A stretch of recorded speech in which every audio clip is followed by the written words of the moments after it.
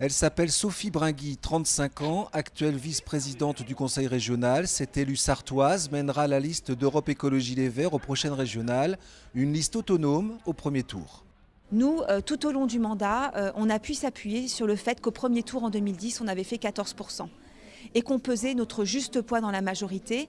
Et jamais on a pu nous dire, écoutez, c'est grâce à nous que vous êtes là, donc vous êtes bien gentils, mais maintenant vous allez vous écraser. On avait vraiment une légitimité, une assise. Et moi, j'ai envie que pour un prochain mandat, on reparte avec cette légitimité, cette assise-là.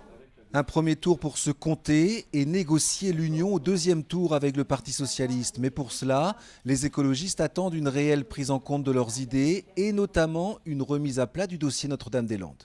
Aujourd'hui, nous pensons encore plus qu'hier que ce projet est inutile pour le territoire. Il arrive à un stade où il n'est pas le même qu'il l'était en 2010. Il y a eu l'opération César en 2012. Il y a aujourd'hui une urgence de remise à plat parce que tout n'a pas été étudié sur ce dossier. Et nous préconisons effectivement une étude indépendante d'optimisation de Nantes Atlantique et une remise à plat des éléments du dossier pour que les citoyens sachent. Pour ces négociations, l'interlocuteur sera Christophe Clergeau, l'actuel premier vice-président de la région, chef de file du PS. À ce jour, 4 autres candidats ont été désignés pour ces élections. Bruno Retailleau, le sénateur de la Vendée pour l'UMP, toujours en discussion avec le député UDI de la Mayenne Yannick Favennec pour mettre en place une liste d'union dès le premier tour. Autre candidate, Patricia Galerno, l'ancienne conseillère municipale de Pornichet, a été désignée pour le MoDem.